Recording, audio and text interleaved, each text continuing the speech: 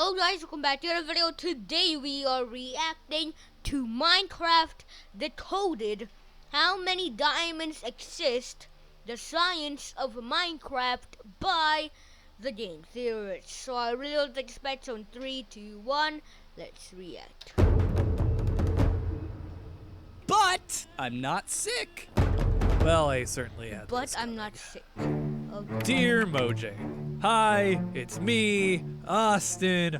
Blah, blah, blah, I'm sick, and this is the most enthusiasm I can muster right now because my sinuses have swollen to the size of grapefruits. Hopefully soon the drugs will kick in and I can start shouting through the pain like I did when I got my wisdom teeth taken out and I had to try and record a show hopped up on opioids. I was gonna do an episode about Far Cry 5 today, but I honestly don't have the energy or interest to invest in a new IP this week, so I'm gonna be going back to my old favorite, Minecraft. I don't know what it is, something about the flowing pastoral fields or the horses or the monsters that show up to destroy everything you've poured your life into. But I find the game comforting when I'm not feeling 100%. Granted, I'd probably find the game a lot less relaxing if I played the game like Mumbo Jumbo does with his massive and extraordinarily terrifying redstone machines, or if I were building functioning Atari emulators that run at 1 frame per 60 years like Seth Bling. For me, Minecraft is basically a farming simulator, emulating a simple life that I will never have, occasionally punctuated by the destruction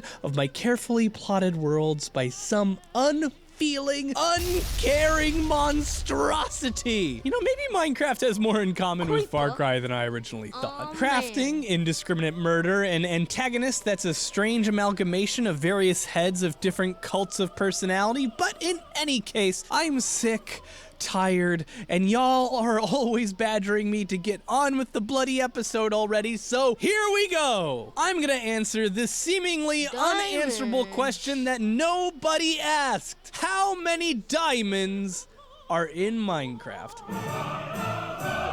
I don't mean how many are there in a single game, and I don't mean how many you can mine yourself. I mean precisely, exactly. That's a lot of diamonds.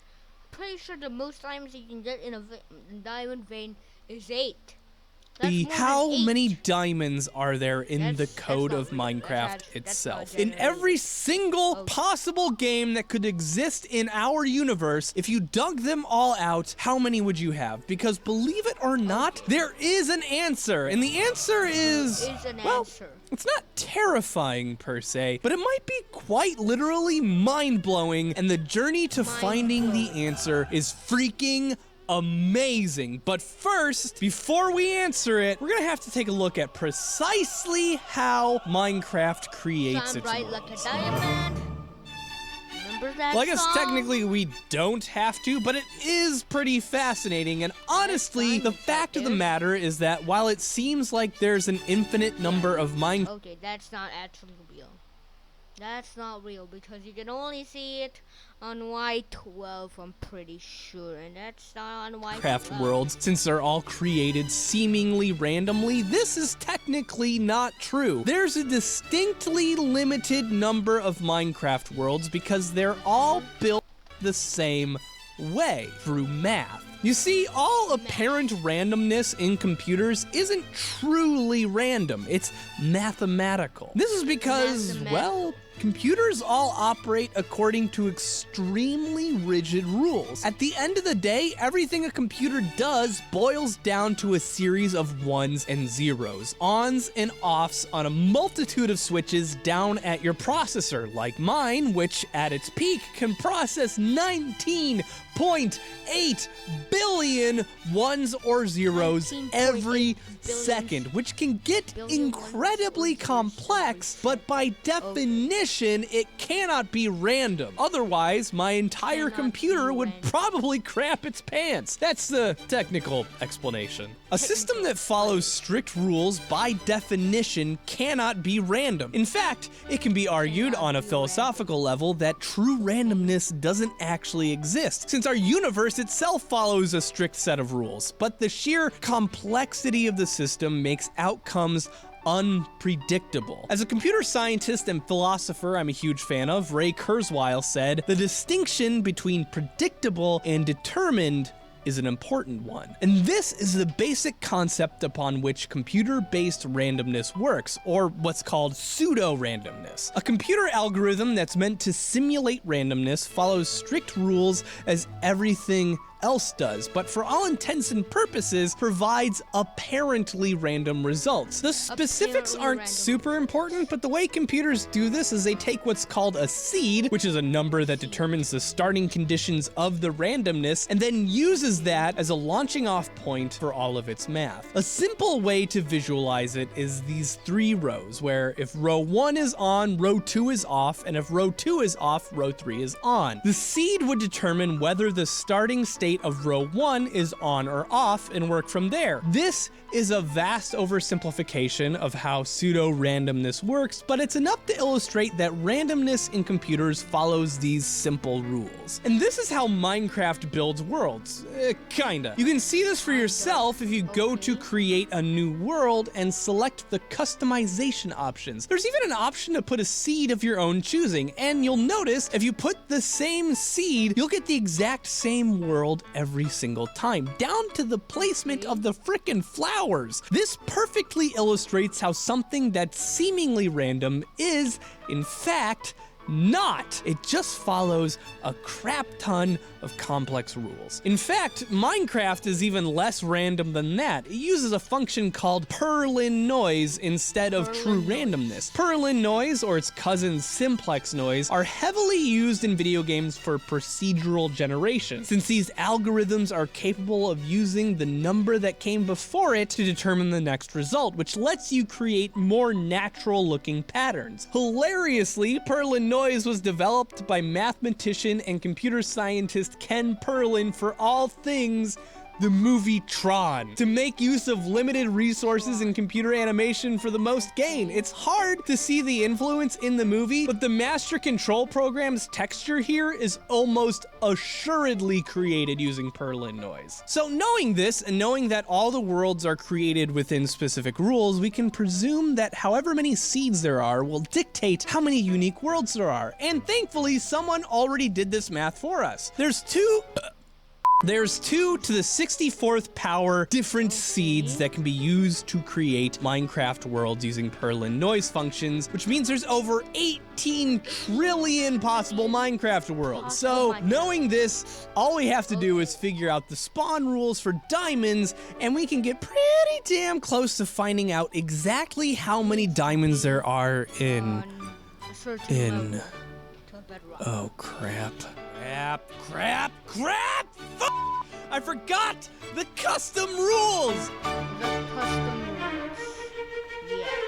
You see, Perlin noise operates differently from straight-up randomness by using what's known as octaves. A simple way of thinking of it is in a graph form. Say, over 100 seconds, we'll pick values between 1 and 100 every 10 seconds. Then we'll pick values every 5 seconds, but instead of picking random numbers between 1 and 100, we'll pick between 0 and 50, and add those values to the first graph. Then we'll do it again every second, but this time only pick values between 0 and 25, and add those values to the graph. Each of these recursive stages is what's known as an octave, and it's the key behind how Perlin noise works to produce natural-looking randomness. In this way, you get natural-looking macro curves with slight variations that smoothly transition between one number and the next, and if you've played a lot of Minecraft, you can totally see Perlin noise all over the place in this game. It's how the algorithm places biomes, for instance, since it works pretty hard to avoid putting, say, a desert right next to a frozen biome, but it's also how the game places everything from ores to trees. And remember, while everything is placed unpredictably, the placements are still predetermined, because everything has thresholds and are placed mathematically according to these octaves. Diamonds, for instance, have very small thresholds compared to, say, dirt, but they're still all placed according to these rules. Every single block has its own Perlin noise functions in how it's placed, and they're calculated by chunk. A chunk in Minecraft is 16 blocks by 16 blocks wide from floor to ceiling, containing exactly 65,536 blocks altogether. And the unfortunate reality is, while there are 2 to the 64th power seeds that dictate the starting conditions for each Minecraft world, those dictate only the initial starting conditions of all the Perlin noise functions. They do not encapsulate every single possible Minecraft world. Veterans will know that there's different world types. Super flats that are good for experimenting with different construction types, amplified where everything is out of freaking control, and large biomes, my personal favorite, where biomes are 4 times larger than they are normally, which means we're looking at a number far larger than 18 trillion when it comes to the number of worlds. But how much larger? You may think it's 4 times larger than 18 trillion. 18 trillion is already a lot. Is it gonna go to quadrillion? I don't know. larger, but that's because you're wrong. Because while you're thinking along the right track, you've quite possibly forgotten that you can tweak every single Perlin noise function manually in the custom settings. Sea level, caves, strongholds, villages, mine shafts, temples, ocean monuments, dungeons, and whether or not there are lakes and how rare they are, whether or not there are lava lakes and how rare they are, whether or not there are freaking lava oceans, which biomes can spawn, how large the biomes are, what river sizes are, the spawn size of all 11 ores, the number of spawn tries per ore, and the minimum height of each ore vein, and the maximum height of each ore vein, which is all calculated per chunk.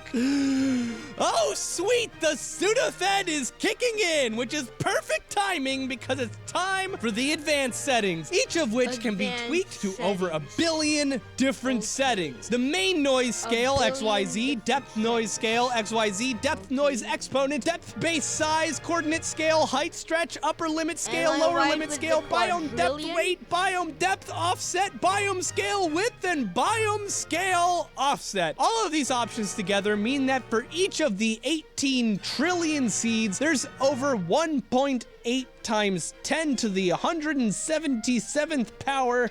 I'm not really right with the quadrillion estimate. It's much larger. Which is, hold on. 18 followed by 176 zeros. 18 followed by 176 zeros. That's not quadrillion. That's not septillion. Is septillion the next one?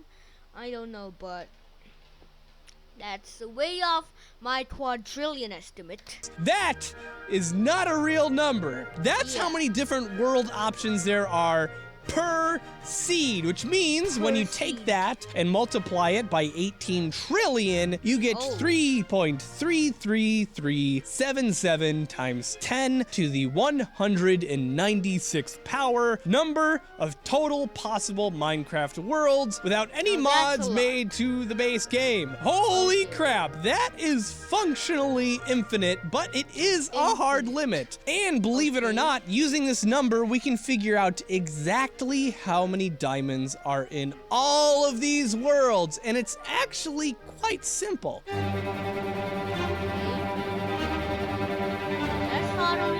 Given that diamond ores can be tweaked per world to become as common as, well, veins of dirt, or to be so rare as they don't exist, and we're calculating everything in between, this means that we don't have to individually count each diamond in each different world, which, you know, thank God, because I do not have a simple way of quantifying how long that would even take. All of the ore placements in Minecraft are calculated per chunk, and since the diamond spawn rates, like everything else, can be tweaked, Perlin noise actually becomes irrelevant, as we can now start working with straight up randomness and averages. We just have to figure out, on average, across all these worlds, how many diamond blocks would spawn per chunk, and then multiply that by how many chunks there are, and since we know how many worlds there are, and most importantly, the size limit of those worlds, which is 60 million blocks squared, or 3.6 quadrillion blocks, blocks, which amounts to 921.6 quadrillion total blocks per world, which we then multiply by this huge number, which represents the total number of possible Minecraft worlds, which gives us the total number of blocks in all the possible worlds. Divide that by 65,536, the number of blocks per chunk, which finally gives us the total number of chunks, excluding the nether in the end. Multiply that number by the average number of diamonds spawned per chunk, which we can get by finding the average number of diamond veins, which can range from 0 to 40, giving us an average of 20, and then we multiply that by the average of diamonds spawned per vein, which is between 1 and 50, which is an average of 25.5, which when multiplied together gives us an average number of diamonds that will be spawned per chunk across all the chunks in all the different Minecraft worlds, which is 510.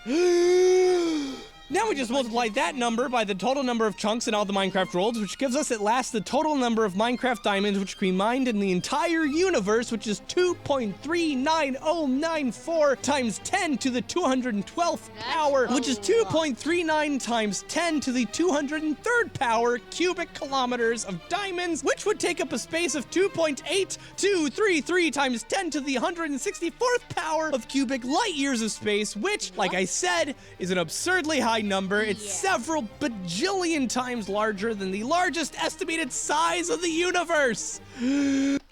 It's larger than the estimated size of the universe. Estimated size of the universe. Well, that's a lot of diamonds. Thought I had a lot of There's no diamonds. number I can use to make this sound understandable. Yeah. If you took all the quarks and electrons in our universe and used each one of those to count the total number of universes it would take to contain the number of diamonds in Minecraft, it would take 68 decillion universes worth of quarks and electrons just to reach that number, which I'm pretty sure is not any less confusing, but it's as simple as I can make it. So, what's the point in all this? Just to What's figure the out point? some large numbers that are impossible to visualize? Well, I guess, maybe. But if I wanted to do that, I'd just go for breaking Matt Pat's Marioplex record by calculating how many different placements of blocks are possible in all these various Minecraft worlds, which, you know, I did. It's this number, 10 to the 215th power, which is 10 to the power of a 1 followed by 215 zeros, which I 1 followed by 215 zeros.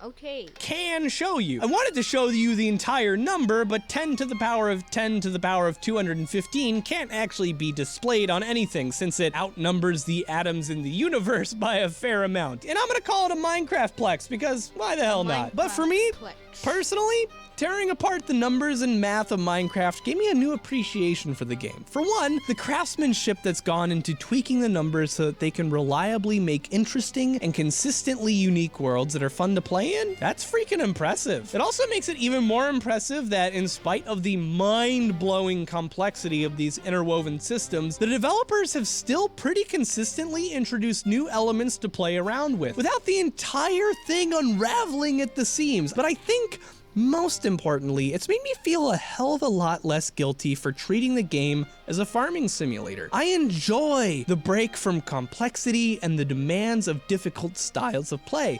I enjoy the fantasy of a simple pastoral life. And ultimately, making this episode has reinforced the understanding in my mind that there is no wrong way to play Minecraft. We're all just playing out 1 in 10 to the power of 1 followed by 215 zeros of iterations of play, all of which are valid. And honestly, I think that's pretty cool. Sincerely, Austin. So yeah, that's a lot of diamonds. So this is watching. Peace out, peace. Peace.